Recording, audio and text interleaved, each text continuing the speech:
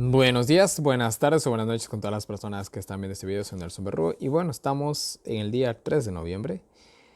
Y bueno, se acabó Lucas. Vamos a estudiar los capítulos 21, 22, 23 y 24.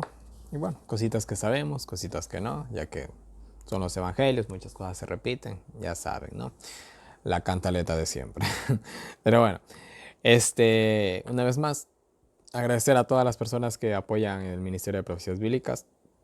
Muchas gracias, y que ya que sin ustedes todo esto no sería posible, ¿no?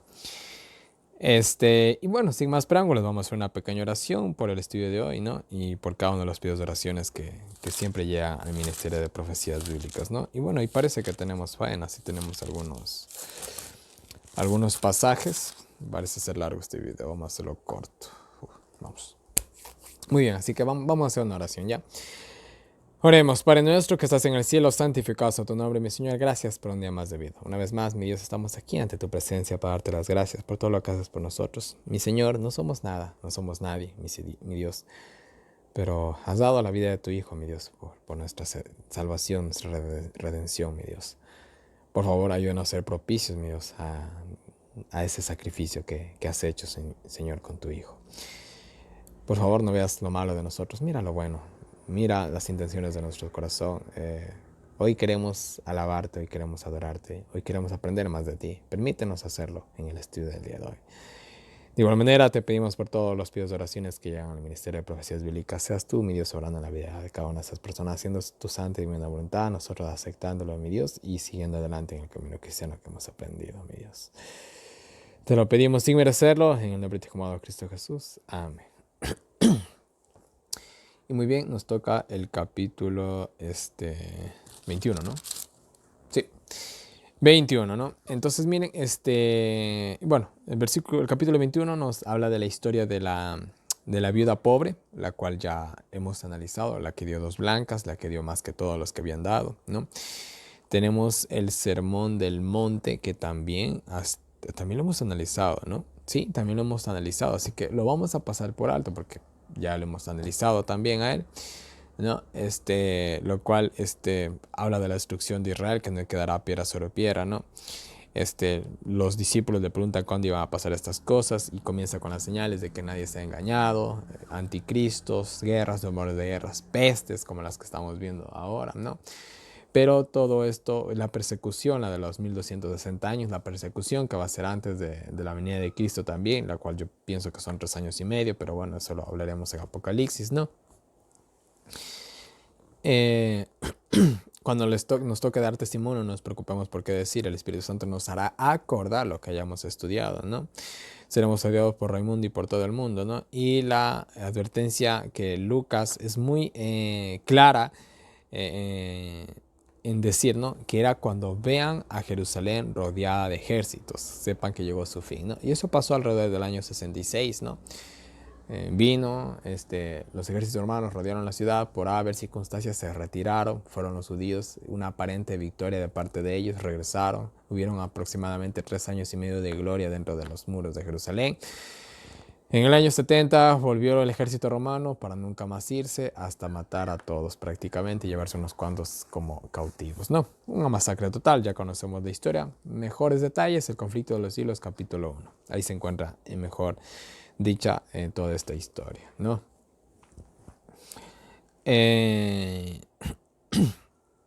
Serán llevados cautivos a las naciones, ¿no? Y Jerusalén será hollada por los gentiles o pisada por los gentiles, ¿no? Acuérdense que habían partes en las cuales los gentiles no podían entrar. Y el hecho de que venga un gentil y pise ese lugar era profanarlo, ¿no? Y eso fue lo que pasó cuando entraron los soldados específicamente, ¿no?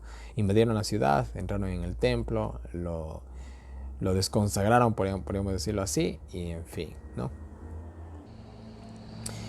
Y bueno, nos habla de que iba a haber señales en los cielos, en el mar, ¿no? Tsunamis, fenómenos astronómicos, etcétera, etcétera, ¿no? Entonces ahí vería la venida del Hijo del Hombre. Y todas estas cositas hemos de aclarar de mejor manera en Apocalipsis, los sellos y todo esto. Hemos de hablar un poquito mejor de estas señales, ¿no? Versículo 28, textualmente, la palabra de Dios dice así: y cuando estas cosas comiencen a suceder, erguíos y levantad vuestras cabezas, porque vuestra redención está cerca. Lo que les venía diciendo en el video anterior, ¿no? Cuando nosotros vemos estas cosas, sí nos asustamos, nos preocupamos. ¿Por qué? Porque yo creo que aún nuestro corazón está en las cosas de este mundo, ¿no? Miren, yo por ejemplo, ¿no? Yo de manera personal, para mí, yo quisiera tener una vida tranquila, ver a mis hijos crecer, a marcar a mis nietos y luego morir. Es todo lo que pido, ¿no? Pero mi corazón, al tener ese sueño, ¿es malo tener ese sueño? No, es bueno, pero al yo querer ese sueño, ¿en qué estoy pensando? Dígame. En una vida en este mundo, en eso estoy pensando simple y llanamente, ¿no? Que no deberíamos nosotros aspirar a ese tipo de cosas. Lo que yo debería de soñar o aspirar es qué cosa, y esperar que Cristo venga, ir al cielo y vivir por la eternidad. No una vida de felicidad aquí, sino una arriba, ¿no? Entonces, en ese sentido es por eso que a veces cuando pasan estas cosas nosotros no nos alegramos porque nuestros corazones aún siguen apegados a los sueños de este mundo, ¿no? Algo que tenemos que cambiar, mis queridos hermanos, ¿no? Porque quizás nuestras vidas no son vidas malas, son casi vidas perfectas las de algunos de nosotros, ¿no? Porque al fin y al cabo tenemos un techo que nos proteja o un pan para comer, pero hay gente que viven, ay, bueno, ¿qué les digo? Situaciones terribles, ¿no? Por los cuales cuando uno ve ese tipo de cosas, ahí es cuando uno anhela realmente que venga el reino de Cristo, ¿no? Pero bueno, aprender de la higuera, ¿no? Bueno, aprender de las señales, ¿no? No pasará esta generación y realmente fue dentro de esos 40 años, ¿no? Que más o menos se marca una generación, ¿no? Cuando vino la destrucción de Jerusalén. Y no nos olvidemos que aquí el sermón en el Monte de los Olivos, ¿no? Las señales del fin, que esto más específicamente se halla también en Mateo 24, era tanto para Jerusalén en esa época como para nosotros hoy en la culminación de la historia de la humanidad, ¿no? Que está por venir, ¿no? O sea, tanto se aplica para ellos como para nosotros, mejor dicho, ¿no? Cuiden sus vidas, ¿no? No sea que los sorprenda aquel día, ¿no? Cuídense en ustedes mismos, en el sentido espiritual, obviamente, en el sentido físico también y bueno, en el todo, ¿no? En el emocional también podríamos decirlo, ¿no? Preparémonos, cosa que cuando lleguen estas cosas no nos sorprendan, mis queridos hermanos, ¿no? Pues caerá sobre todos como una trampa, ¿no? Así como una trampa, ¿no? No sé si ustedes alguna vez han hecho o han visto una trampa, ¿no? ¿Cuál es la intención de una trampa? Caer de sorpresa, ¿no? Quieres atrapar, digamos, una rata, ¿no? No sé si alguna vez han visto una ratonera, ¿no? ¿Cómo es ese artefacto? ¿No? Es una bala, ¿no? Está el animalito y muerde la carnada y ¡flac! O sea, pero es cuestión ni de un segundo, es de milésimas, diría yo. Hasta ahí llegó. ¿Qué tal si la trampa es lenta? El animal sale corriendo, ¿no? Atrapa a otro menos a mí, va a decirle, ¿no? Entonces tiene que ser algo, ¿sí me entienden? Entonces ese día va a quedar así como una trampa para muchos de nosotros si no estamos preparados. Y para el mundo específicamente, ¿no? Velad y orar para poder escapar de todo esto, ¿no? Y estar delante de Dios. ¿De escapar de qué? De las aflicciones de este mundo, de las pruebas que van a venir. No específicamente, más bien dicho, escapar de las plagas, que eso va a ser la culminación final, ¿no? Oremos para poder escapar de las plagas, mis queridos hermanos, ¿no? Porque esas realmente van a ser los castigos divinos. Lo que los cristianos vayan a sufrir antes de las plagas es un chiste para lo que van a sufrir los impíos cuando se quite la gracia de este mundo, ¿no? Entonces, oremos por eso, para escapar de las plagas, ¿no? No de las aflicciones que van a ser antes de eso, ¿no? Y enseñaba de día en el templo y de noche iba a los olivos, ¿no? Y bueno, ahí está lo que les decía en el día de ayer que me equivoqué. Dice que todo el pueblo, dice, venía para oírle, ¿no? Ahí, ¿no? Y esto parece ser que es cuando estuvo en posesión del templo o simplemente cuando estaba por las inmediaciones, ¿no? Bueno, sea como sea, medio mundo le quería escuchar a Jesús y eso es lo que pasaba, ¿no? Y bueno, aquí tenemos el arresto y el juicio de Cristo, cosas que sabemos, cosas que no, ¿no? Y bueno, se acercaba la Pascua, buscaban cómo matarle, Satanás entró en Judas porque Judas se lo permitió, ¿no? Habló con los líderes para entregarlo, le dieron, ya sabemos, 30 piezas de plata, ¿no? El salario, la paga de un esclavo, ¿no? Acordaron, buscar la oportunidad, ¿no? O sea, quedaron de acuerdo, verán, Judas les dijo, verán, yo voy a ver el chance, ¿no? La oportunidad que haya y yo les aviso, ¿no? Ustedes estén atentos, estése siempre alguien aquí para saber, dónde hallarlos y el rato que yo tenga chance yo les aviso, ¿no? Y bueno, ese fue el acuerdo más o menos que ellos hicieron, ¿no? Bueno, y aquí nos dice que Pedro y Juan, ¿no? Fueron a preparar la Pascua, ¿no? en la casa de un hombre que no se sabe cuál es, ¿no? Bueno, sea como sea, ahí se les permitió hacer la Pascua, ¿no? Este, bueno, tal cual, ¿no? Bueno, dice que Jesús llegó, se sentó a la mesa con los 12, ¿no? Y expresa estas palabras, ¿no? En verdad he deseado muchísimo comer esta Pascua con ustedes, ¿no? Y esta cena, esta emoción de que tiene Cristo de cenar con sus discípulos, es la misma emoción que tiene uno de cenar con esa persona que a uno tanto le gusta, ¿no? Creo que ese es el mejor ejemplo que podemos tener, ¿no? Era la última cena, ¿no? Y miren, nosotros, no sé, ¿no? En nuestra vida hay muchas cosas que nos hemos perdido porque no sabíamos que era la última vez, ¿no?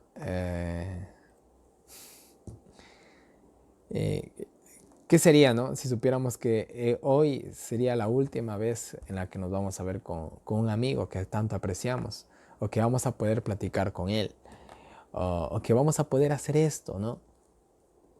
¿Qué fuera, no? De diferente si supiéramos que hoy sería la última vez que vamos a poder hacer algo que tanto nos gusta, ¿no? Nuestra actitud sería muy diferente. Jesús sabía que era la última vez que se iba a sentar a cenar con sus discípulos amados. Qué nostalgia de haber albergado en su corazón, ¿no? Sabía que era la última vez que iba a poder estar ahí con los 12, ¿no? De esa manera, ¿no? Y bueno, ¿no? Tenía esta gran emoción, ¿no? Este gran anhelo, este gran deseo, esta gran alegría de estar ahí, ¿no? Pues no iba a volver a repetirse esto hasta cuando vuelva a venir en su reino, ¿no? Lo cual ahí hemos de estar también nosotros, ¿no? En esta cena junto con los 12, Jesús y bueno, y todos los salvados, ¿no? Y bueno, no beberé del copo de la vid, ¿no? De la copa de vino, ¿no? De la vid, ¿no? Hasta que una vez más también venga en su reino, ¿no? Este es mi cuerpo, este es mi sangre, ya hemos analizado todo esto, ¿no? Uno de ustedes me va a entregar. Bueno, aquí dice, el que conmigo en la mesa, ¿no? Y que conmigo en la mesa, bueno, todos estaban en la mesa, podía ser cualquiera. Entonces Jesús le estaba diciendo que uno de ellos le iba a traicionar en pocas palabras, ¿no? Ay del que me entrega, ¿no? Bueno, al fin y al cabo el Hijo del Hombre va a ser entregado, pero hay de aquel hombre quien le entrega al Hijo del Hombre, ¿no?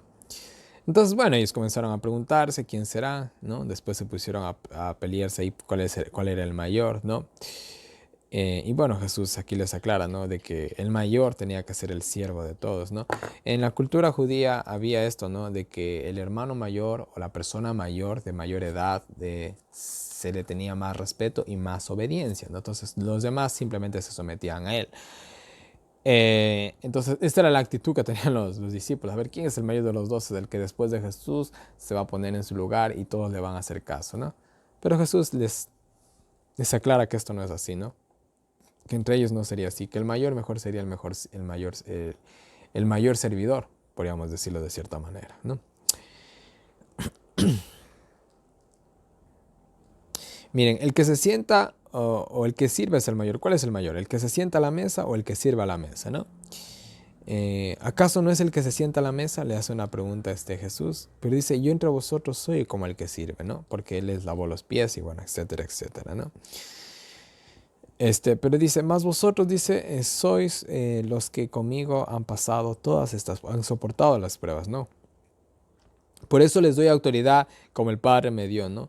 Eh, sí, para que comáis y bebáis en el reino de los cielos, ¿no? En mi mesa, en la mesa del reino de los cielos, ¿no?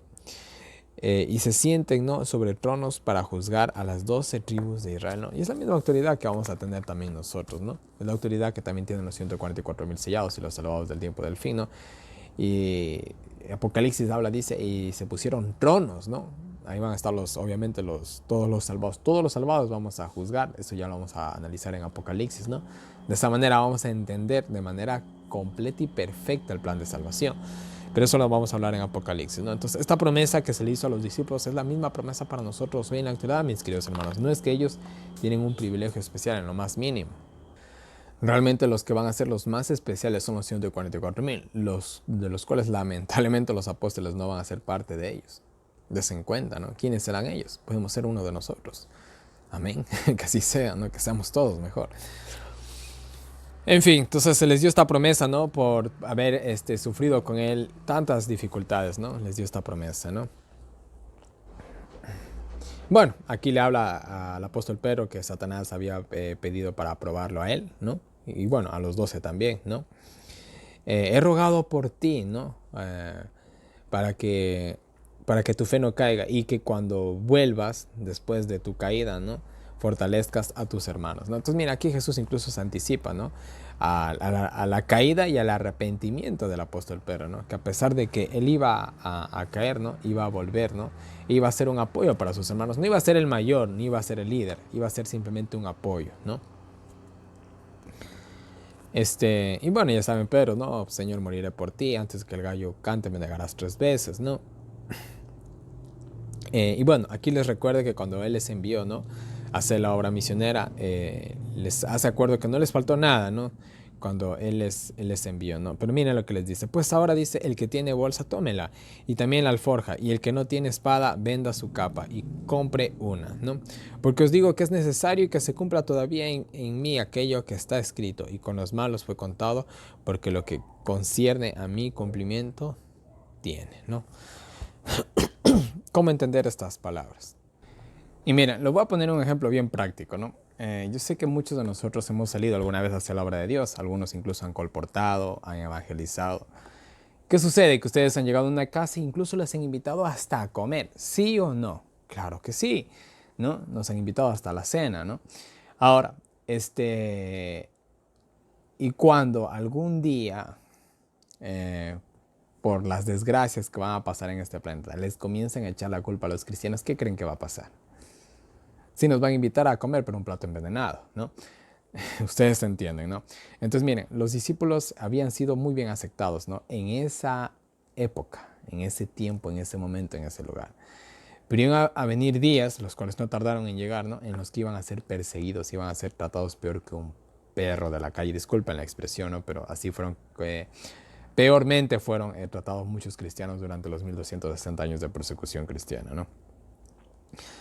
Entonces, miren, ahorita de igual manera nosotros, ahorita estamos bacán, chéveres, a lo lindo la estamos pasando, ¿no? Pero van a llegar días, mis queridos hermanos, en los que no te vamos a tener ni qué comer y por eso nosotros debemos de qué, de prepararnos simplemente, ¿no? Y bueno, aquí también dice de que el que no tiene espada venda su capa y compre una, ¿eh? Bueno, esto es una simbología de prepárense, ármense, ¿no? En el buen sentido, espiritualmente. Bueno, la única espada que Dios nos manda a utilizar siempre es la espada del Espíritu. Yo creo que me imagino que es lo más plausible de que se refiere a eso, ¿no? Entonces, miren, preparémonos, mis queridos hermanos, porque va a venir tiempos difíciles. Eso es todo lo que nos está diciendo Cristo. Los tiempos que hoy disfrutamos y gozamos van a acabar, ¿no? Y van a venir tiempos muy difíciles y para eso tenemos que estar preparados, ¿no? Es lo que dice Cristo en pocas palabras.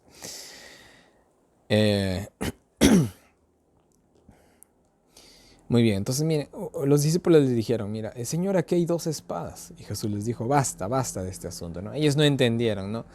No entendieron que se refería en un sentido simbólico, ¿no? Entonces, bueno, simplemente les cayó Jesús y siguieron con otro tema, ¿no? Y bueno, dice que fue el momento de los olivos, ¿no? Les dijo que esto ya era la tarde, en la noche, ¿no? Ya cuando iba a ser entregado, les dijo que oren para que no entren en tentación, ¿no? Se apartó, dice, de ellos al tiro de una piedra, o sea, una distancia más o menos considerable, ¿no? Ni tan lejos ni tan cerca, ¿no? Hasta donde los podían ver incluso. Y bueno, la oración de Cristo para que sea la voluntad de Dios, no la de Él, ¿no? Y dice que un ángel le vino a fortalecer, ¿no? Y hasta donde se sabe es Gabriel, según el deseo de todas las gentes, páginas 642 y 643, ¿no? Vino a darle ánimos, ¿no? Este ángel, el ángel Gabriel, ¿no? Pues le venía la cuestión más dura de su vida, ¿no? O que alguna vez pueda llegar a pasar el Hijo de Dios, ¿no? Y también nos dice que su angustia, dice que sudaba, ¿no? Dice gotas de sangre. Esto clínicamente es posible. Hay gente que, hay casos, ¿no? De gente que ha pasado una gran, pero gran angustia, ¿no? Dicen que han sudado sangre, ¿no? Podemos decirle en una situación en el que el cuerpo se desestabiliza, ¿no? Que llegan a sudar sangre. Esto es real, se puede realmente llegar a hacer esto, ¿no? Bueno, Jesús va, los encuentra durmiendo, ¿no? Les insta a que oren, ¿no? Pero bueno, ya saben, llegó la turba. Eh,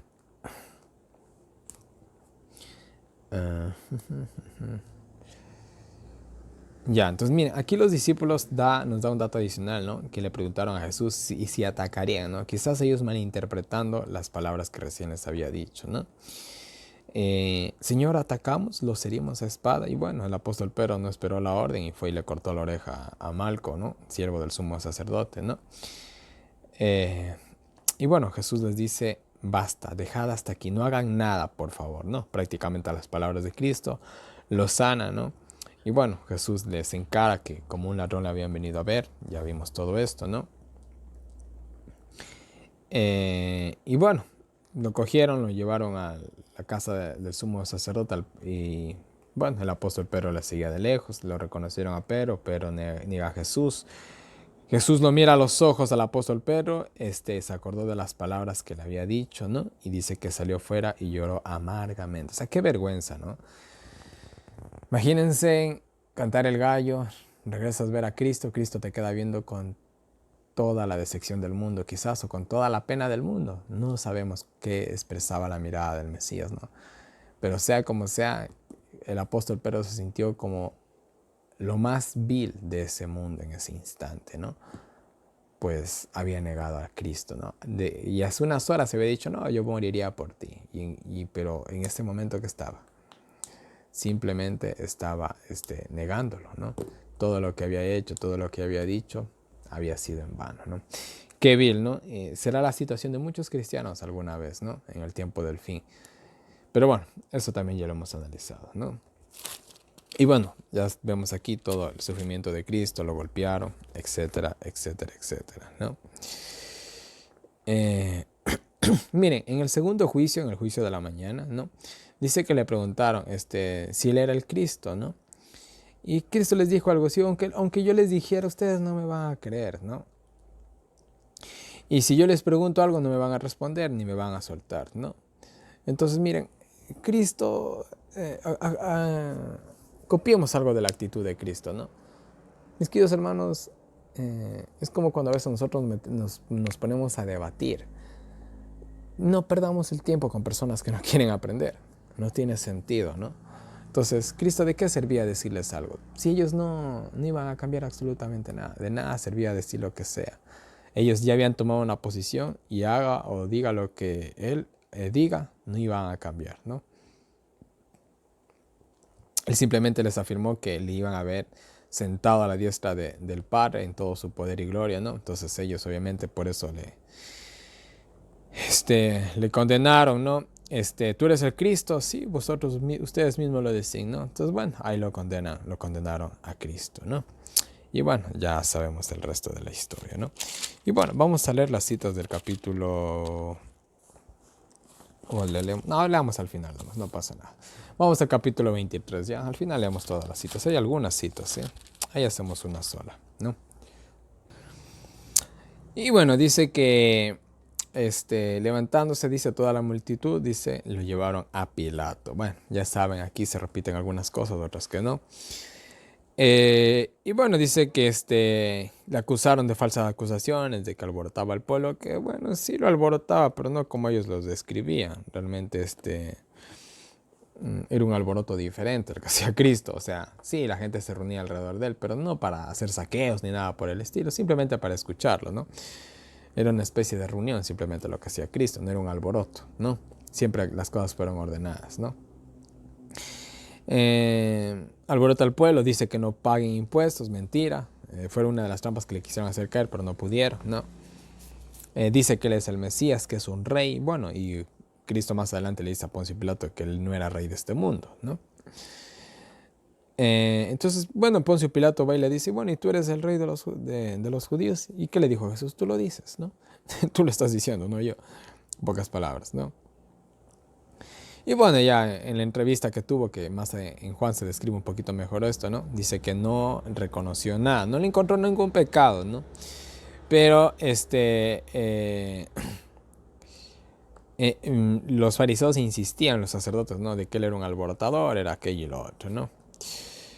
Entonces Pilato, al oír que él era Galileo, ¿no? Porque ellos dijeron, no, así está alborotando el pueblo y empezó desde Galilea. Entonces al escuchar él que él era de Galilea, se quiso sacar la vuelta, ¿no? Ah, bueno, si es Galileo, sí le dijeron, eso es cosa de Herodes, le dijo, ¿no? Llévelo a Herodes, ¿no? Y bueno, ahí se sacó la vuelta a Poncio Pilato, ¿no? Entonces, como pertenecía a la jurisdicción de Herodes, pues lo llevaron al pobre Herodes, ¿no? Que justamente por la cuestión de la fiesta de la Pascua también estaba ahí, pues Herodes aparentaba ser medio judío, ¿no? Era medio judío, de hecho, pero aparentaba seguir la religión de ellos, ¿no? Entonces, miren, Herodes estaba, como ya vimos en lo largo de estos capítulos de Lucas, ¿no? Estaba que se moría de ganas por conocerlo, ¿no? Pues pensaba que era Juan que había resucitado y bueno, había escuchado que hacía milagros, que resucitaba muertos, ¿no?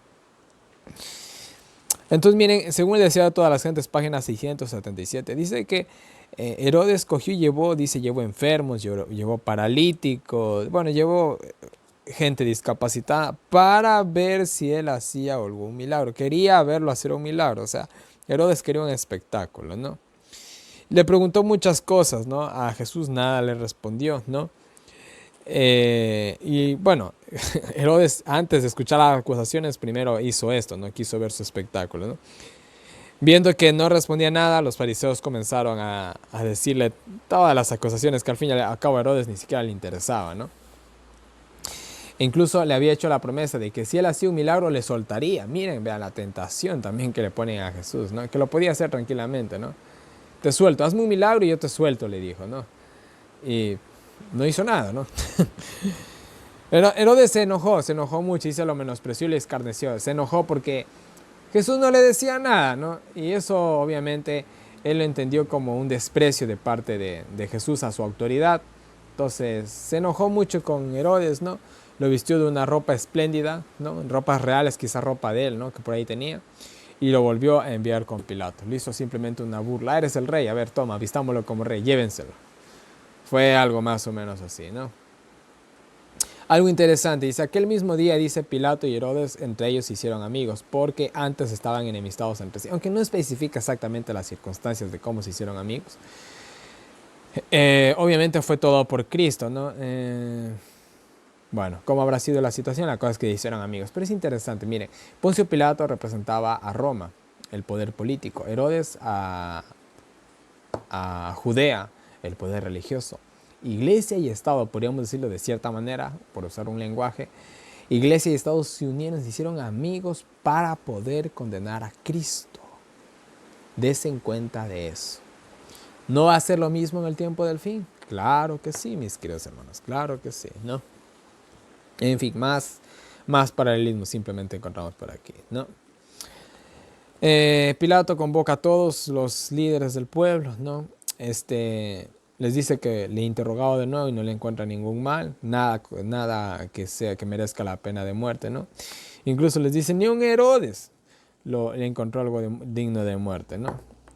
Lo castigaré y lo soltaré, dice Pilato simplemente, ¿no? Entonces Pilato hace que le castiguen terriblemente a Cristo, ¿no? Para que de esa manera tal vez la gente se compadezca de verlo en ese estado, ¿no? Pero fue en vano, ¿no? Al fin y al cabo pidieron que le soltara a Barrabás, ¿no? El cual era, bueno, también ya hablamos de él, que era un paralelismo del anticristo, ¿no? Poncio Pilato lo quería soltar, pero la gente gritaba, crucifícale, ¿no? Insistía en que no le veía nada malo, ¿no? Crucifícale, simplemente gritaba la gente, ¿no? Y al fin y al cabo, ya sabemos la historia, pues Poncio Pilato cedió a la presión del pueblo, pues tenía miedo a un levantamiento, ¿no? Y pues bueno, lo crucificaron, ¿no? Lo dio para la crucifixión, ¿no? Soltó a Barrabás y les entregó a Cristo, ¿no? O sea, Cristo ocupó el lugar de Barrabás en la cruz, podríamos decirlo así. En un símbolo muy específico, Barrabás viene a representar a toda la raza humana, ¿no? Y Cristo ocupando nuestro lugar, porque Barrabás era un canalla, un sinvergüenza, como lo somos cada uno de nosotros, pobres pecadores, ¿no? Entonces, eso nada más, ¿no? Bueno, nos describe a Simón de Cirene que le ayuda, ¿no? Le seguía una gran multitud de mujeres y dice que ellas lloraban, ¿no? Obviamente compadeciéndose de Jesús, ¿no? Pero él les dijo, no lloren, no lloren, ¿no? Lloren mejor por sus hijos, ¿no? Porque van a llegar días, ¿no? En los que van a ser bienaventurados las mujeres que no han tenido hijos, ¿no? Refiriéndose a lo que iba a pasar en el año 70, ¿no? En esos días van a decir a los montes, cae sobre nosotros, y a los collados cubrirnos, ¿no? Por la gran desgracia que iba a venir a Jerusalén, ¿no?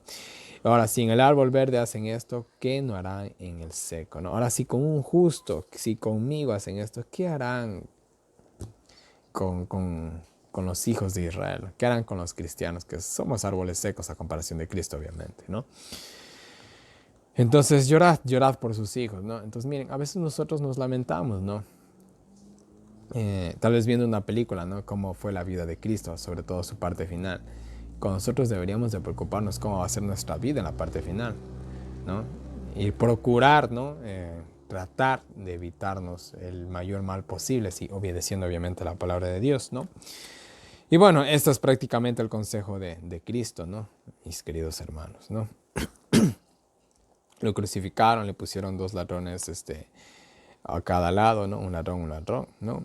Padre, perdónalos porque no saben lo que hacen. Y de cierta manera, no sabían lo que hacían, pues no sabían la trascendencia de lo que ellos estaban haciendo, ¿no? Entonces, en ese sentido, no entendían del todo, ¿no? No entendían del todo lo que estaban haciendo y a quién lo estaban haciendo en realidad, ¿no? Porque al fin y al cabo no se creían del todo que era el Hijo de Dios, ¿no? Bueno, la verdad lo que hicieron ellos es algo que el lenguaje humano, ni el lenguaje humano ni el divino creo que alcanzaría para llegar a expresar la terrible maldad que ellos hicieron, ¿no? Al crucificar al Hijo de Cristo. Y no le entenderán hasta cuando algún día tal vez paguen por ello, ¿no? Bueno, y bueno, comenzaron las burlas a Cristo, que se salva a sí mismo, salva a otros, no se puede salvar a él, ¿no? Los soldados se burlaban de él, ¿no? Sálvate, si eres rey, ¿no? Le gritaban, ¿no? Le pusieron el título rey de los judíos, que esto ya lo vamos a ver mejor en Juan. Y un ladrón le decía, sálvate y sálvanos, ¿no? El más sinvergüenza de los dos, podríamos decirlo, ¿no? El otro, ¿no? Le respondió a su compañero, dice, ¿acaso no temes a Dios aún en la muerte? Miren cómo es el corazón del ser humano. Hay seres humanos que somos así, porque yo también soy un ser humano, ¿no? Ni aún en la muerte tenemos el temor de Cristo, mis queridos. Ni aún en la muerte. ¿Cuántos sabremos así? Yo he conocido un par de personas que ni aún en la muerte han querido aceptar a Cristo, ¿eh? En serio. Y ustedes, ¿a cuántos no conocerán también así? Y bueno, aquí tenemos simplemente el reflejo de las 2 clases de personas que hay en este mundo, ¿no? Podríamos decirlo en pocas palabras, ¿no?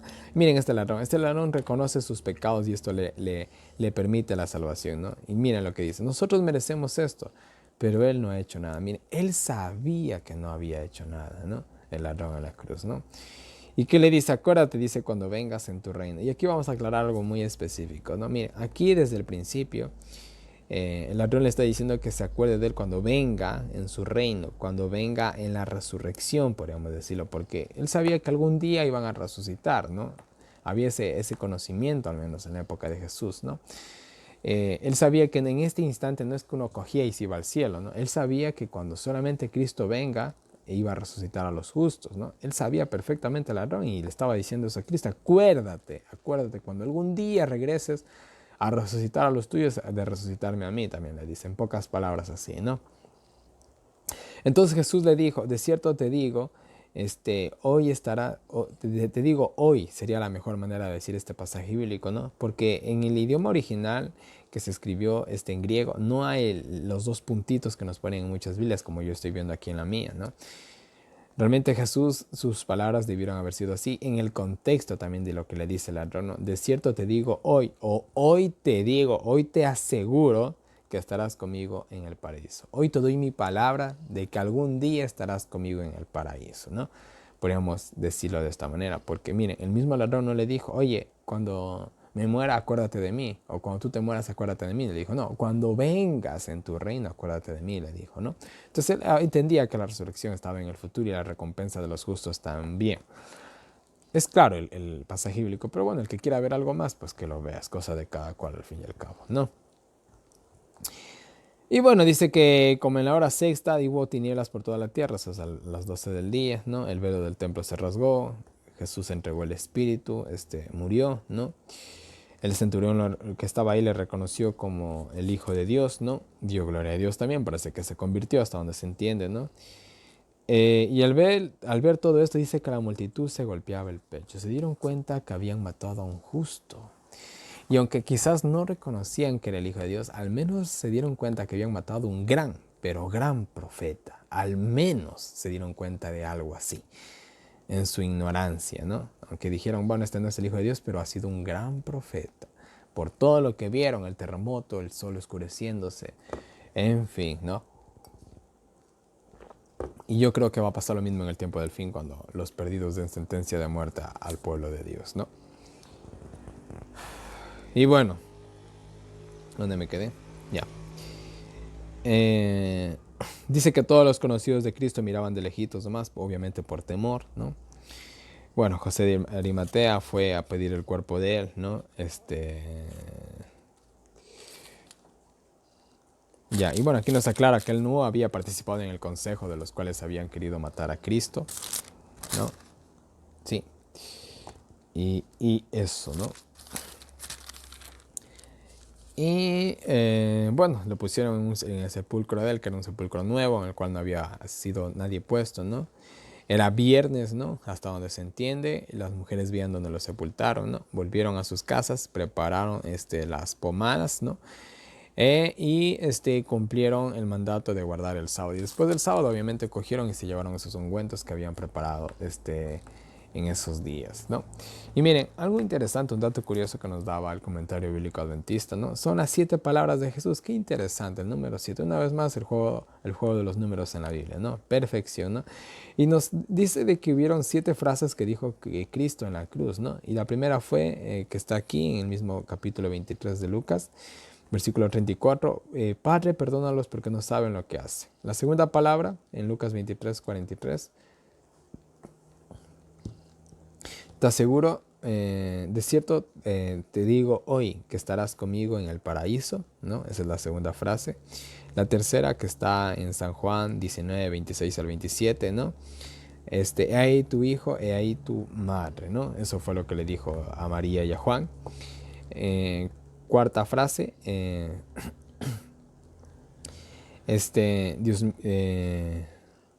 Dios mío, ¿por qué me has desamparado? ¿No? Mateo 27:46. Quinta frase, tengo sed, Juan 19:28. Sexta frase, consumado es. Eso está en Juan 19:30. Y la última, Padres, en tus manos encomiendo mi espíritu, Lucas 23:46, ¿no? 7 frases dijo Cristo en la cruz. Interesante. De esa manera, haciendo su sacrificio perfecto y toda su obra a su vez. Yo creo que si analizáramos bien las frases de Cristo, podríamos encontrar tantas cosas, pero bueno, será para otra ocasión. Y bueno, para terminar, vamos al capítulo 24, ¿no? Y bueno, nos habla de que el domingo trajeron las mujeres a las especies, ¿no? Después de tener el reposo sabático, eso también ya lo hemos analizado, ¿no? Y bueno, vieron la piedra movida, no vieron el cuerpo, le aparecieron los 2 ángeles, ¿no? Tuvieron temor. Los ángeles dicen, ¿por qué buscan entre los muertos al que vive, ¿no? Pues acuérdense lo que les dijo, ha resucitado, ¿no? Y bueno, qué bonitas frases las de los ángeles, ¿no? Recordando que él es vida, ¿no? Entonces ellas, a ver, se acordaron de todo lo que Jesús les había dicho, ¿no? Fueron a avisar a los 11, ¿no? Ya que Judas ya no estaba entre ellos, ¿no? Y bueno, ahí nos describe a María Magdalena, que estaba ahí, Juana, María Madre de Jacobo, ¿no? Y bueno, etcétera, etcétera, ¿no? Y bueno, dice que ellas pensaban que eran puros cuentos, ¿no? Que se habían vuelto locas, ¿no? Por así decirlo ellos, ¿no? No se la creían, ¿no? Que Jesús había vivido, ¿no? Dice que Pedro fue a la tumba, ¿no? A verla, y la vio, dice, y la vio vacía, ¿no? Y se maravilló, ¿no? Entonces, miren, si ustedes quieren un mejor estudio, ¿no? De los acontecimientos de la muerte de Cristo, no se olviden que yo ya les he dejado aquí unos diagramas. ¿Dónde están, no? Aquí hay uno, por ejemplo, ¿no? Yo les he dejado unos diagramas acerca de justamente de todo esto, ¿no? Entonces ustedes pueden ahí consultar. Si yo me pongo aquí a detener a explicarles a ustedes cada acontecimiento, nos tardamos horas, ¿no? Y no queremos eso, ¿no? Entonces, para una mejor cronología, ahí les he dejado todas estas cosas. Yo sé que les va a servir de mucho para los que son más detallistas, ¿no? Yo simplemente hago un repaso del estudio para más o menos entender, pero si queremos estudiar más, entender más a fondo, y es cosa de cada uno, ¿no? Y bueno, y aquí nos habla del camino de Maús. Dice que dos de discípulos, ¿no? De Cristo, dos seguidores de Cristo, no parte de los 11, ¿no? Sino otros dos más. Acuérdense que tenía muchos, acuérdense que envió a 70. ¿Cuántos más tenía, no? Aparte de los 12, bueno, de los cuales ahorita ya eran 11, ¿no? Dice que dos de ellos se iban a Emaús, que más o menos quedaba a 11 kilómetros de Jerusalén, una distancia considerable, ¿no? Y bueno, dice que iban conversando de todo lo que había pasado, ¿no? De la crucifixión, ¿no? Pues ya era el tercer día de todas las cosas que habían acontecido, ¿no? Y dice que mientras ellos debatían, iban hablando entre ellos, ¿no? Intercambiando ideas, ¿no? Jesús se les acercó, ¿no? Pero ellos dicen que no lo pudieron reconocer, ¿no? Parece que de una manera milagrosa ellos habían quedado privados, ¿no? De eso. Podríamos decir que habían quedado vedadas, ¿no? Su mirada, ¿no? No lo podían reconocer simplemente porque Dios no se los permitía, ¿no? ¿Por qué Dios hizo esto? Porque si ellos lo hubieran reconocido, tal vez de la emoción de verlo a Él, no hubieran podido captar las enseñanzas que Cristo les quería decir en el camino, ¿no? Los cuales se describen más aquí, ¿no? Y bueno, Jesús se le acerca y bueno, ¿y ustedes qué platican? Les dice, ¿no? Y esto era algo muy común en el mundo antiguo, ya que la gente no es que andaba en carro, ¿no? Caminaba y era mejor, ¿no? Si ibas acompañado, ¿no? En un largo camino, se ofrecía protección, compañía, obviamente, ¿no? Y bueno, cualquier una que otra ayuda. Entonces era algo muy normal que alguien se apegara a alguien, ¿no? Entonces él les dice, ¿y ustedes de qué hablan? ¿Por qué caminan? Perdón, ¿de qué hablan mientras caminan? ¿Y por qué están tristes? ¿No? Parece que ellos reflejaban una gran tristeza, ¿no? Y dice que respondiendo uno de ellos, ¿no? Que se llamaba Cleofas, ¿no? Le dijo, ¿acaso tú eres forastero en Jerusalén? ¿No sabes todo lo que ha pasado en estos días? ¿No?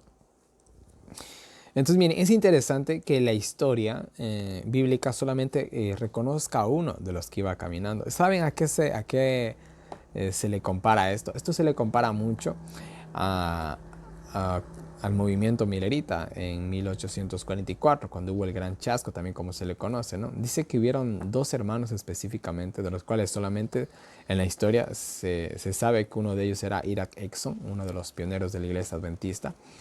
Dice que mientras ellos iban a fortalecer, ¿no? A sus hermanos, ¿no? Que se sentían desanimados porque Cristo no había venido, dice que ellos mientras atravesaban un campo de trigo, si no mal recuerdo, dice que Ira Engson vio como una especie de visión que realmente lo que había pasado ahí era que Jesús había pasado del lugar santo al lugar santísimo. ¿En qué se parece esta historia? ¿No?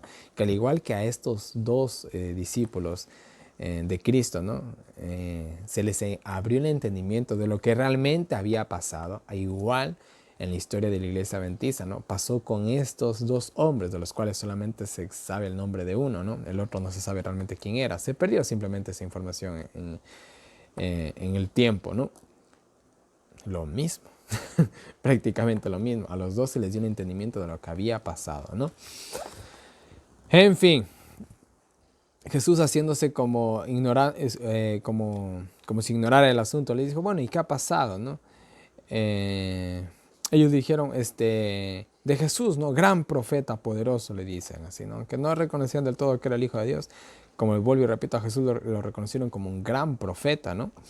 Y cómo los líderes lo mataron, ¿no? Y bueno, interesante que ellos reconocieron que realmente los que mataron a Jesús no fue el Imperio Romano, fueron los líderes que realmente obligaron al Imperio Romano a matarlo, ¿no?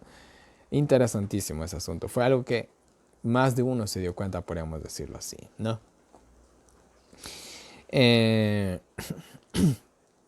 Nosotros esperábamos, ¿no? De que librara, redimiera a Israel, ¿no?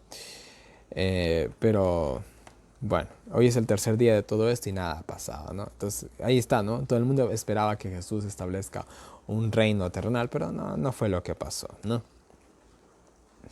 Y bueno, les contaron también, ¿no? Que unas mujeres les habían sorprendidas, pues les habían dicho, ¿no? De que había resucitado, ¿no? Que habían, no habían encontrado el cuerpo de Cristo y que unos ángeles le habían dicho, ¿no? De que él estaba vivo, ¿no? Entonces miren, todo estos sucesos, ¿no? Una conmoción completa había en ese momento, ¿no? Otros fueron a la tumba también a ver si estaba ahí, pero no lo encontraron, ¿no? Entonces miren, estaban abrumados, ¿no? ¿Será que realmente resucitó? ¿Cómo habrá sido la plática tan intensa de ellos, ¿no? Quizás incluso tratando de recordar ciertas cosas que Jesús había dicho en vida, ¿no? Y Jesús les dice, oh, insensatos, tardos de corazón, ¿no? O mentes duras, poco entendidos ustedes, ¿no? Pudo haberles dicho Cristo, usando un lenguaje más actual para nosotros, ¿no? Para creer todo lo que los profetas han dicho. Qué poco entendimiento tienen ustedes para entender todo lo que los profetas habían dicho del Cristo. Prácticamente fue lo que las palabras de Jesús a ellos, ¿no? Los cuales obviamente ellos debió haberles despertado la atención inmediatamente, ¿no? No tenía que ser así, que el Cristo, ¿no?, padeciera, ¿no?, para entrar en su gloria, ¿no? Les hace una pregunta, ¿acaso no tenía que ser así las cosas? Y obviamente ellos la atención al máximo, ¿no? A ver qué va a decir este hombre, ¿no? Y dice que les explicó desde Moisés y de todos los profetas, o sea, podríamos decirlo de Génesis a Malaquías, podríamos decirlo así, ¿no? Que les explicó todo lo que la Biblia decía acerca del Mesías y de cómo iba a morir y de todo lo que iba a pasar, ¿no? Y bueno, dice que al llegar donde ellos iban, dice que hizo como que se iba más lejos, ¿no? Que se iba a otro pueblo, ¿no? Entonces ellos le retuvieron, ¿no? Le instaron a que se quedara, ¿no? Porque ya era tarde, ¿no? Así que se quedó con ellos, ¿no? Obviamente, ¿no? Ellos, al escucharlo a Jesús, que no sabían que era Jesús, ¿no?, se quedaron perplejos, ¿no? Dijeron, wow, ¿y este tipo cómo es que sabe tanto, no? Este tiene que quedarse con nosotros, tienen que enseñarnos más. Entonces los retuvieron más que seguro para eso, ¿no? Y bueno, aquí también obviamente ofrecieron hospitalidad, hasta donde se puede llegar a entender. Ellos se quedaron, ¿no?, en la casa de alguno de los dos que estaban ahí con Jesús. Tenía una casa en Emaús, entonces obviamente le invitaron a su casa, ¿no? Y bueno, eso fue, ¿no? Dice que sentándose a la mesa bendijo el pan y les dio, ¿no? Entonces lo reconocieron, ¿no? Pues ellos, la manera, ¿no? Bueno, fueron abiertos sus ojos, ¿no? Ya, fueron abiertos sus ojos, ¿no? Y lo reconocieron, ¿no?, por la manera en que bendijo el pan y también por las heridas que tenía en las manos de los clavos, según el deseo de todas las gentes, página 647, si no noté mal, ¿no? Entonces miren, ellos le reconocen y de manera mágica totalmente Jesús desaparece. ¿Por qué? Ahora sí Jesús comienza a hacer cosas raras. ¿Por qué? Porque él ahora ya es Dios, por así decirlo. Ya no estaba en su forma humana, sino en su forma divina, ¿no? Entonces, ahora sí Jesús comienza a aparecer y a desaparecer, en pocas palabras, ¿no?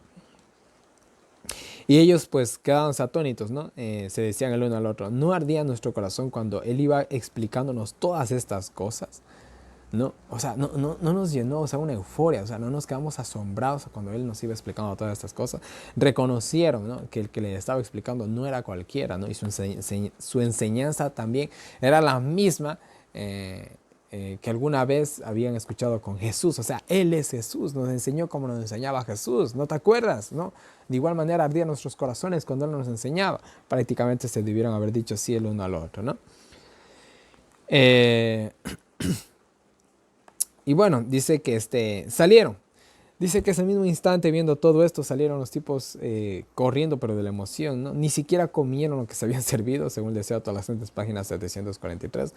Salieron a oscura, fueron ese mismo instante a Jerusalén y hallaron a los 11 discípulos, ¿no? Les dijeron que en verdad él había resucitado, ¿no? Contaron lo que les había pasado en el camino, ¿no? Y mientras dice que ellos hablaban, dice que Jesús les apareció en el medio y les saludó, ¿no? Paz a vosotros. Y Jesús, boom, otra vez, arte de magia, ¿no? Jesús sorprendiendo a sus discípulos, ¿no? Pareciera que le estuviera jugando una broma, la verdad, pero no. Simplemente estaba usando su divinidad al fin, ¿no? Obviamente dice que ellos se asustaron, pues creían que era un espíritu. Bueno, esa creencia, ¿no?, que es muy antigua, que viene desde los griegos, ¿no? Que los griegos introdujeron eso en el mundo, ¿no? Esa creencia de los espíritus. Pero bueno, ese es otro tema que también ya hemos analizado, ¿no? Se espantaron, pensaban que era un alma penando, ¿no? Jesús le dice, ¿por qué están asustados, no? ¿Por qué piensan ustedes esas cosas en sus corazones? ¿Por qué piensan que soy un espíritu?, les dice Cristo, ¿no? Miren mis manos, mis pies, ¿no? Soy yo mismo, ¿no? Tóquenme, ¿no? Tóquenme y vean, ¿no? Un espíritu no tiene ni carne ni hueso, ¿no? Como veis que yo tengo, ¿no? Entonces, miren, bueno, aquí nos habla obviamente esto también, ¿no? Que así como Cristo resucitó, ¿no?, también nosotros algún día resucitaremos, ¿no? En la resurrección, ¿no?, tendremos una humanidad santificada.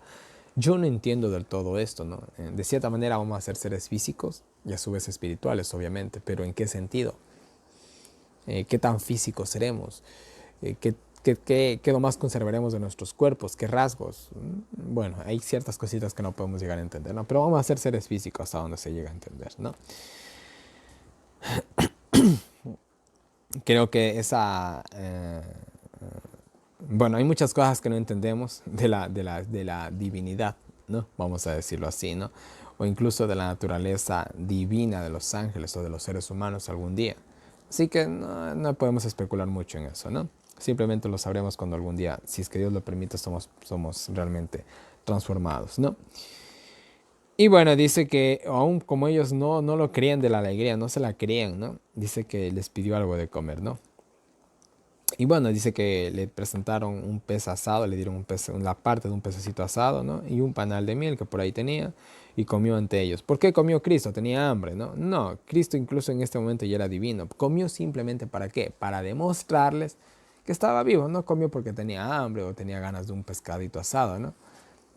Realmente cada vez que Cristo comió carne fue porque sí, no fue por gusto, no fue por ansias, ¿no? Entonces no es una excusa para que nosotros sigamos comiendo animales, ¿no? De hecho, hoy en la actualidad no es recomendable para nada el consumo de carne, mis queridos hermanos. Pero bueno, esos temas también ya lo hemos tratado. Nosotros tenemos que seguir el ejemplo de Juan en el sentido de la dieta, ¿no? Y bueno, esto les dije, ¿no? Que me pasaría, ¿no? Pues tenía que cumplirse lo que habían dicho los profetas. Les volvió a recordar Cristo estas cosas, ¿no? Y bueno, dice que les abrió el entendimiento, ¿no? Y bueno, aquí algo interesante, ¿no? Jesús les dice que era necesario que se cumplan todas las cosas, ¿no? Que habían dicho, ¿qué cosa? Moisés, lo del Pentateuco, los profetas, los demás libros y los salmos, ¿no? Acordémonos que el libro de Salmos es un libro especial porque podríamos decir que es el ignario de la Biblia. Entonces, ahí está esta triple división. Por primera vez en la Biblia se ve algo así, por única vez, ¿no? Que también muchos eruditos de esa época la tenían así, lo cual no es nada ni bueno ni malo, simplemente es una curiosidad, nada más, ¿no? Eso. Bueno, les abrió el entendimiento, ¿no? Así estaba escrito, ¿no? Acerca de que tenía que padecer, que tenía que resucitar. O sea, al fin les permitió, ¿no? Entender, por así decirlo, todo lo que les había dicho en esos años, ¿no? Porque, a ver, perdón, y que se predique, ¿no? En su nombre, dice, para conversión de pecados, ¿no? A todo el mundo, ¿no? Empezando en Jerusalén. Miren, y aquí Jesús les da una orden, ¿no? Ya comienzan las órdenes de Cristo prácticamente, ¿no? Que todo esto tenía que predicarse en su nombre para que la gente se arrepienta de sus pecados, la resurrección, la vida eterna, la gracia, etcétera, etcétera, ¿no? La vida venidera, etcétera, etcétera, ¿no? Pero empezando ¿desde dónde? Desde Jerusalén. Y es la misma tarea que tenemos que hacer hoy en la actualidad. Empezar ¿desde dónde? Desde Jerusalén. Y esto lo aclaran los siguientes versículos, ¿no? Y ustedes son testigos de todo esto, ¿no? Ustedes han visto todas estas cosas, la resurrección, todo esto. Ustedes son testigos de todo lo que yo he dicho, de todo lo que he dicho es verdad, de que he resucitado, de que puedo salvarlos. Y bueno, de todo eso y de mucho más, ¿no? Entonces, miren, y miren lo que les dice. Pero, y esto lo vamos a entender mejor en Hechos, ¿no? Pero ustedes, señores, quédense, por favor, en Jerusalén hasta que venga sobre ustedes el poder de lo alto, ¿no? Que eso lo vamos a ver en Hechos, que se refiere justamente a poder del Espíritu Santo, el Pentecostés, como también se le conoce, mejor dicho, ¿no? Quédense en Jerusalén. Hay muchos hermanos que en la actualidad dicen, no, es que hay que salirse de la iglesia adventista porque ya está en el ecumenismo y todo eso. ¿Cómo estaba Jerusalén en la época de Jesús? Créanme que no estaba mejor que ahora. Yo creo que estaba igual prácticamente, ¿no? Pero ¿qué les dijo Cristo? Quédense en Jerusalén porque el tiempo de gracia aún no se acaba para Jerusalén. El tiempo de gracia para el pueblo de Israel definitivamente se acabó en el año 34 con la muerte de Esteban. De lo contrario, sigan quedándose ahí. No tienen por qué irse, fue lo que les dijo Cristo. Porque, como lo estudiamos también en Ezequiel capítulo 9, ¿no? Pon un sello por los que claman y gimen por las abominaciones que se cometen en Jerusalén, ¿no? La gente está dentro de Jerusalén. Los que reciben el sello de Dios, el derramamiento del Espíritu Santo, están dentro de la iglesia. Miren, que a nosotros nos saquen es una cosa, pero que nosotros nos salgamos es otra cosa, ¿no? Entonces quedémonos. Mientras podamos, quedémonos. Si podemos predicar, prediquemos. Si podemos trabajar, trabajemos. Hagamos lo que podamos hacer simplemente mientras estemos dentro, pero quedémonos, mis queridos hermanos. No tenemos ningún pretexto para salirnos de ahí, ¿no? Y bueno, dice que los condujo a Betania, los bendijo, ¿no? Y dice que mientras él lo hacía, fue llevado al cielo, ¿no? Eso ya también lo vamos a ver en Juan y en Hechos también, ¿no? Dice que ellos se postraron y regresaron. Bueno, se postraron ante él, obviamente en símbolo de adoración, ¿no? Y reverencia, ¿no? Regresaron con gozo a Jerusalén, ¿no? Y estaban siempre en el templo, dice, alabando a Dios, ¿no? Y bueno, ya sabemos que también Dios les dejó la gran comisión y bueno, en fin, etcétera, etcétera, etcétera, ¿no? Ya lo vamos a ver en Juan, en Hechos y también ya lo hemos visto a lo largo de estos estudios que hemos hecho, ¿ya? Y bueno, sin más preámbulo, vamos a las citas finales, vamos a las citas del capítulo 21, 22, 23 y 24 que tenemos, ¿no? Para terminar el estudio del día de hoy. Y bueno, y la primera cita tenemos en el capítulo 21, nos dice una furiosa unión para el mal. Y dice así, Cristo muestra que la humanidad sin el poder controlador del Espíritu de Dios es un terrible poder para el mal. La incredulidad y el aborrecimiento del reproche levantarán influencias satánicas, principados y potestades, gobernadores de las tinieblas de este siglo y huestes espirituales de maldad en las regiones celestes. Se juntarán en una furiosa unión. Se confederarán contra Dios en la persona de sus santos. Mediante tergiversaciones y falsedades desmoralizarán tanto a hombres como a mujeres que según todas las apariencias creen en la verdad. En esta terrible obra no faltará testigos falsos, ¿no? Lo mismo que le hicieron a Cristo, ¿no? Testigos falsos, ¿no? Y bueno, ¿qué más podemos decir ahí, no? Satanás va a hacer hasta lo imposible, ¿no? Por hacernos sentir mal en ese sentido y por hacer que renunciemos a nuestra fe, ¿no? Siguiente cita, escenas que se repiten, dice. Jesús, después de hablar del fin del mundo, se ocupó de nuevo de Jerusalén, la ciudad que entonces se mantenía orgullosa y arrogante y decía, estoy sentada como reina y no veré llanto. Jesús, contemplando con mirada profética a Jerusalén, vio que así como ella sería entregada a la destrucción, el mundo también sería entregado a su condenación. Las escenas que tuvieron lugar en la destrucción de Jerusalén se repetirán en el día grande y terrible de Jehová, pero en una forma más intensa. Bueno, de eso ya hemos hablado también bastante. Siguiente cita. Cristo comprado con el dinero del templo. Bueno, el caso de Judas se decidió durante la Pascua. Satanás se posesionó de su corazón y de su mente. Judas pensó que Cristo o sería crucificado o se liberaría de las manos de sus enemigos. En todo caso, él saldría ganando en la transacción y haría un buen negocio traicionando a su Señor. Fue a los sacerdotes y les ofreció su ayuda para buscar a aquel a quien acusaban de ser el perturbador de Israel. De esta manera el Señor fue vendido como un esclavo, comprado con el dinero del templo que se usaba para comprar los animales que se sacrificaban. Y yo les digo, ¿algún día seremos comprados nosotros también por el dinero de nuestro templo? Dejo la pregunta en el aire, ¿no? Eso quizás lo hablemos en otra ocasión. Siguiente cita, Pedro tentó al diablo. ¿Ve? Interesante el título. Cuán fiel era la amistad del Salvador hacia Pedro. Cuán misericordiosas sus advertencias. Pero las advertencias fueron despreciadas. Pedro declaró confiadamente con arrogancia que nunca haría aquello contra lo cual Cristo le advertía. Señor, le dijo, dispuesto estoy a ir contigo, no solo a la cárcel, sino también a la muerte. Su autosuficiencia resultó ser su ruina. Tentó a Satanás para que lo tentara y cayó bajo las artimañas del astuto enemigo cuando Cristo lo necesitó más. Estaba de parte del enemigo y abiertamente negó su Señor. Ahí está. Se puso en las manos de Satanás al reafirmar su confianza en sí mismo, ¿no? Siguiente cita. El Padre está al lado de cada alma que lucha. Dice, Cristo venció con la fortaleza divina y así debe vencer cada alma tentada. Dios estaba con Cristo en el huerto del Getsemaní y por lo que experimentó Cristo debemos aprender a confiar en nuestro Padre Celestial.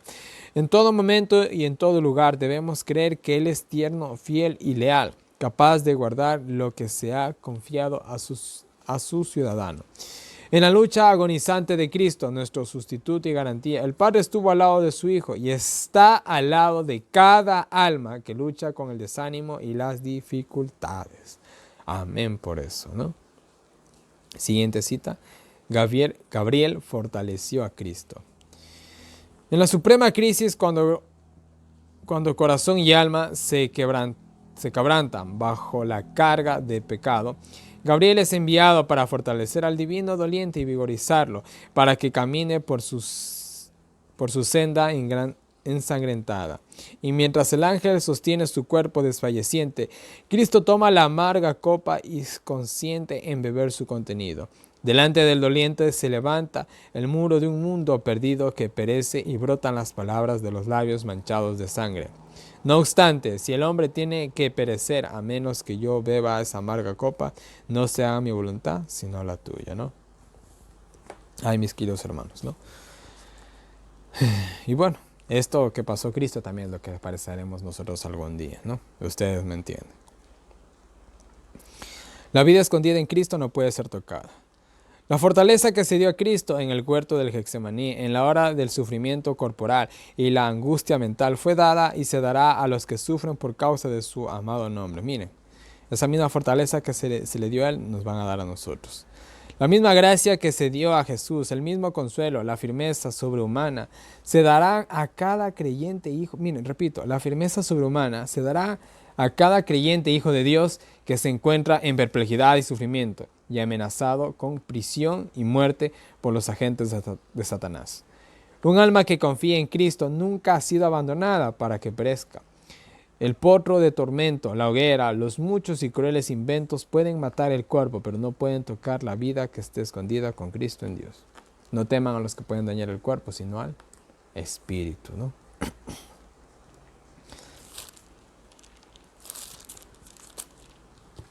Siguiente cita. Cristo no tomó una humanidad solo aparente. Miren lo que nos dice. Se dice de Cristo, y estando en agonía oraba más intensamente, y era su sudor como grandes gotas de sangre, pues de sangre que caían hasta la tierra. Necesitamos darnos cuenta de la verdad de la naturaleza humana de Cristo para apreciar la verdad de las palabras citadas. Cristo no tomó sobre sí una humanidad solo aparente, tomó la naturaleza humana y vivió la naturaleza humana. Cristo no hizo milagros en beneficio propio, estuvo rodeado de debilidades, pero su naturaleza divina supo lo que era ser hombre. No necesitaba que nadie le testificara eso. Le fue dado el Espíritu sin medida, porque su misión terrenal demandaba esto. La vida de Cristo representa una perfecta naturaleza humana. Él fue en naturaleza humana precisamente lo que usted puede ser. Miren, increíble. Él fue en naturaleza humana precisamente lo que usted o lo que nosotros podemos ser. Él tomó nuestras debilidades. No solo fue hecho carne, sino fue hecho a semejanza de carne de pecado. Miren, Él tomó no solo fue hecho carne, sino fue hecho a semejanza de carne de pecado. Esta cita está poderosa, ¿eh? Déjenme subrayarla. No la había leído. Pero ahí está. Carne de pecado. O sea, muchos dicen, no, es que Él vino como Adán. No, mis queridos hermanos. Vino como nosotros, ¿no? Esto ya lo hemos explicado varias veces y lo vamos a explicar un poquito mejor en Romanos, ¿no? Se impidió que sus atributos divinos aliviaran la angustia de su alma o sus dolores corporales. Ahí está, fue tan humano como nosotros, sintió las mismas ganas de pecar que nosotros, pero nunca pecó a diferencia de nosotros, ¿no? Seguimos, siguiente cita, pasando al poder de las potestades de las tinieblas, dice. Si los mortales pudieran ver el asombro y el dolor de los ángeles cuando observaron con aflicción silenciosa que el Padre retiraba sus rayos de luz y amor y gloria de su Hijo, entenderían mejor cuán ofensivo es el pecado a la vista de Dios. O sea, el mismo Dios abandonó a su Hijo por el pecado que Él llevaba. No podía, no lo toleraba. Cuando el Hijo de Dios se inclinó en el huerto del Getsemaní en actitud de oración, la agonía de su espíritu hizo que por sus poros brotara sudor, como grandes gotas de sangre. Fue en ese momento cuando el horror de grandes tinieblas lo rodeó sobre él. Estaban los pecados del mundo. Sufría en lugar del hombre como transgresor de la ley y de la ley de su padre. Aquí estaba la escena de la tentación. La luz divina de Dios se estaba alejando de su visión y estaba quedando en poder de las potestades de las tinieblas. En la agonía de su alma yacía postrado en la fría tierra, se daba cuenta del enojo de su padre. Cristo había tomado de los labios del hombre culpable la copa del sufrimiento y se proponía beberla, él mismo dando al hombre en su lugar una copa de bendición. La ira que habría caído sobre el hombre caía ahora sobre Cristo. En otras palabras, Cristo murió la muerte que nosotros deberíamos de experimentar, que es la muerte segunda, el olvido, la total indiferencia de Dios, que es algo que esperemos salvarnos, nunca llegamos a experimentar, ¿no? Siguiente cita, dice, un tiempo para hablar, dice. Cuando se le hizo preguntas a Jesús, ¿eres tú el Hijo de Dios? Sabía que una respuesta afirmativa le traería la muerte y una negativa dejaría una mancha sobre su humanidad. Había un tiempo de callar y un tiempo de hablar. No había hablado hasta que se lo interrogó directamente. En sus enseñanzas a sus discípulos había declarado, a cualquiera pues que me confiese delante de los hombres, yo también lo confesaré delante de mi Padre que está en los cielos. Cuando Jesús fue puesto a prueba, no negó su relación con Dios. En ese momento solemne estaba en juego su carácter y debía ser defendido.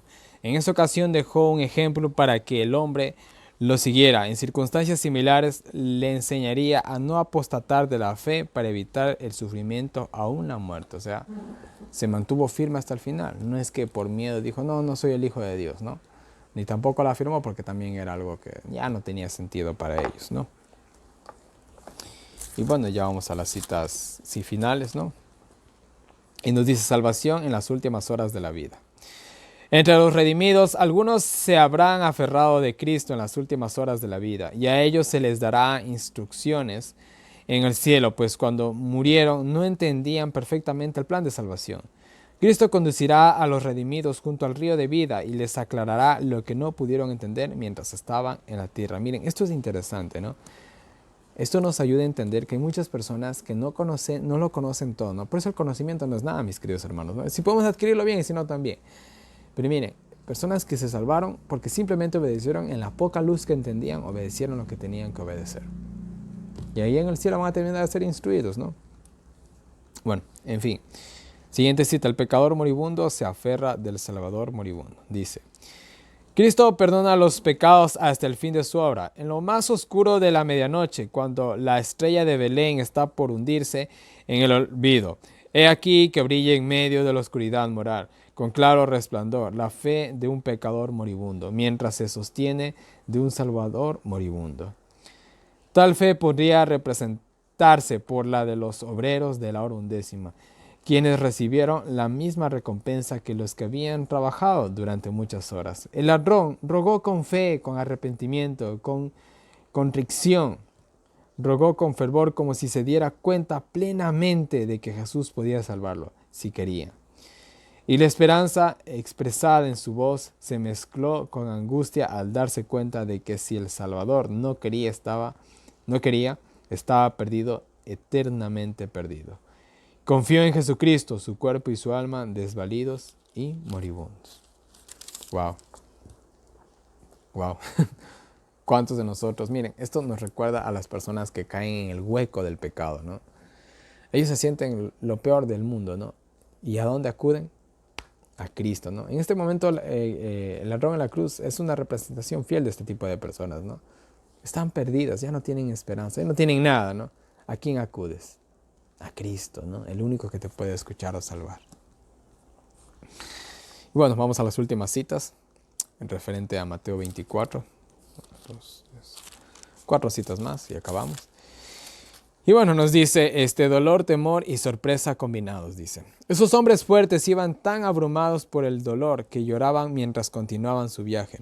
El compasivo, bueno, hablando del camino de Maús, ¿no? El compasivo, perdón. El compasivo corazón de amor de Cristo vio ahí un dolor para aliviar.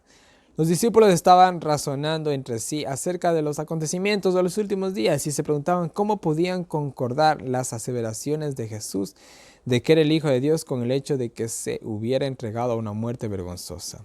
Uno afirmaba que Jesús no podía haber sido un hipócrita, sino que se había engañado en cuanto a su misión y su gloria futura. O sea, él mismo no había entendido, ¿no? Su misión, por así decirlo.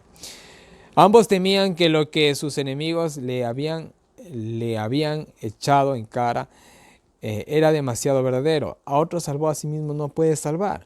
Sin embargo, se preguntaban cómo podría haberse equivocado tanto en cuanto a sí mismo, habiéndoles dado tantas repetidas evidencias de que podía leer los corazones de otros, y los extraños informes de las mujeres los sumían aún más en una mayor incertidumbre.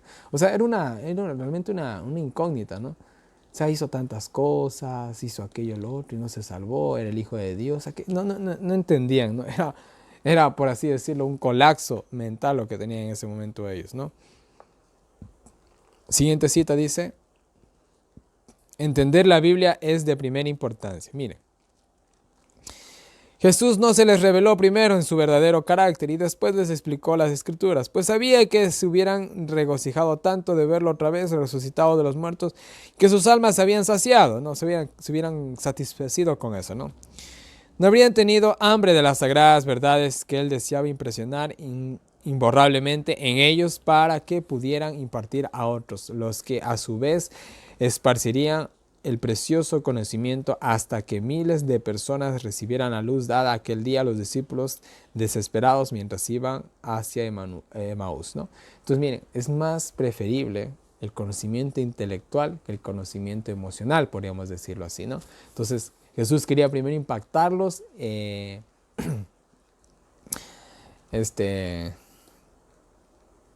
intelectualmente, perdón. Quería impactarlos primero intelectualmente para después impactarlos emocionalmente, ¿no? Qué interesante, ¿no? Miren, ¿dónde me quedé? Dice, Jesús no se dio a conocer hasta que les interpretó las Escrituras y los guió a una fe inteligente en su propia vida. Vean lo que les decía. En su propia vida, su carácter, su misión en la tierra, su muerte y resurrección. Deseaba que la verdad se arraigara firmemente en ellos, no porque estuviera sostenida por su testimonio personal, sino porque la ley de los símbolos y los profetas del Antiguo Testamento, que concordaban con los hechos de la vida de Cristo y con su muerte, presentaban una evidencia incuestionable de esa verdad. Cuando se alcanzó el objetivo del trabajo de Cristo con los 2 discípulos, se les reveló a sí mismos para que su gozo fuera pleno, y entonces desapareció de su vista. O sea, una vez que les ilustró intelectualmente, se les presentó, ¿no? Y bueno, vamos a la penúltima cita. Nos dice, Jesús suaviza los caminos ásperos, dice. Este poderoso vencedor de la muerte, que había llegado hasta las mismas profundidades de la aflicción humana para rescatar a un mundo perdido, emprendió la humilde tarea de caminar hacia Emaús con los 2 discípulos para enseñarles y consolarlos, ¿no? A pesar de que ya era Dios, ¿no? No le costó nada caminar junto con ellos 11 kilómetros. De esta manera siempre se identifica con los suyos que sufren y están confundidos. He aquí que Jesús está con nosotros para suavizar el camino en nuestros pasos más difíciles. Es el mismo Hijo del Hombre, con la misma simpatía y el mismo amor que tuvo antes que pasara por la tumba y ascendiera a su Padre, ¿no?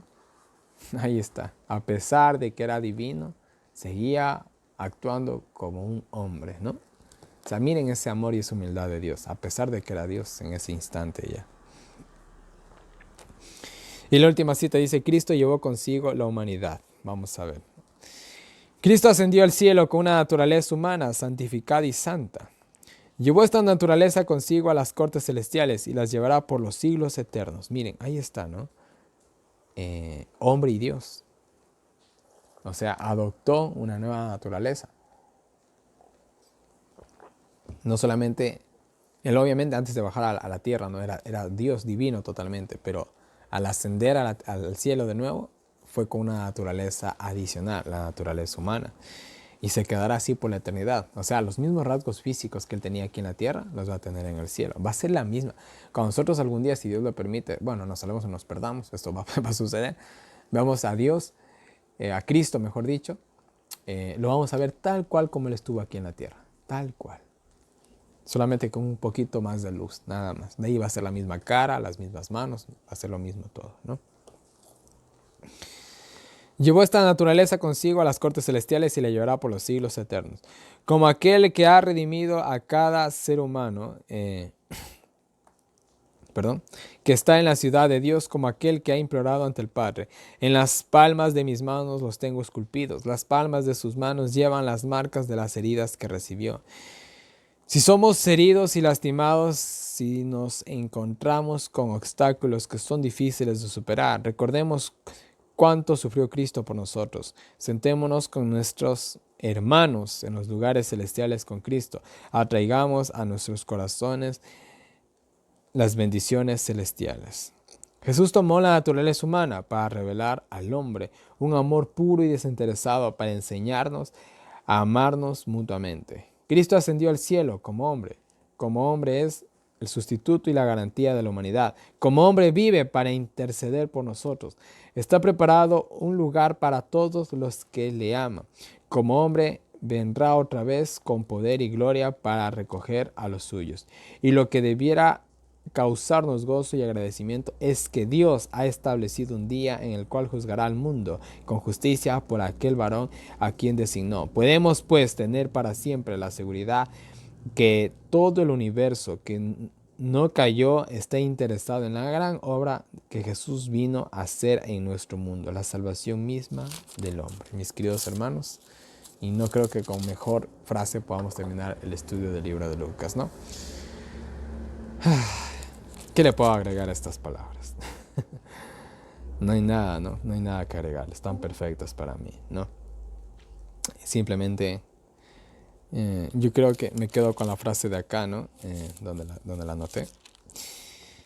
No solo fue hecho carne, sino fue hecho a semejanza de carne de pecado. Y así como Él venció sobre el pecado, lo podemos hacer nosotros, a pesar de nuestras debilidades, ¿no? Ya que Él estuvo en peor desventaja que nosotros. Nosotros podemos caer 1000 veces y levantarnos, pero Jesús no pudo, no tenía esa opción, no podía caer una sola vez, ¿no? Mis queridos hermanos, este ha sido el estudio del libro de Lucas, un libro menos, un libro más en el estudio del año bíblico. Y bueno, continuamos con Juan, el cual nos tiene el primer capítulo, va a ser un desafío. El verbo se hizo carne, ¿no? Vamos a entender esta frase. Y tenemos muchos comentarios del espíritu de profecía también respecto a esto. Acabo de ver, tenemos una hoja completa, casi 2 hojas de comentarios del espíritu de profecía. Va a estar buenísimo. Y bueno, Juan promete un gran estudio por lo que estoy viendo, ¿no? Pero bueno, cada día lleva su propia afán, así que ya nos hemos de encargar de Juan cuando lleguemos a Juan, ¿no? Juan tiene un estudio bastante grande por lo visto, ¿no? Y bueno, mis queridos hermanos, una vez más en pantalla tienen toda mi información de contacto para todas las personas que me quieran agregar al WhatsApp para recibir los enlaces del año bíblico, los audios del año bíblico, preguntas, sugerencias, correcciones, cualquier cosita, háganmelo llegar por ahí, y bueno, escríbanme nomás cualquier cosa que ustedes quieren. Si quieren pertenecer a un grupo de estudio también del año bíblico, avísenme. Son grupos bastante didácticos, ¿no? Y ¿qué más? Ya, ahí tienen diferentes maneras en las que me pueden colaborar. Muchas gracias a todas las personas que apoyan el Ministerio de Profecías Bíblicas. Muchas gracias, pues bueno, me ayudan a seguir adelante en cada cosa que hago y en los diversos proyectos en los que podemos llegar a realizar dentro de este canal de YouTube. Y bueno, mis queridos hermanos, no les canso más. Que Dios nos bendiga a cada uno de nosotros, nos ayuda a seguir adelante. Y bueno, nos vemos el día de mañana con un nuevo video.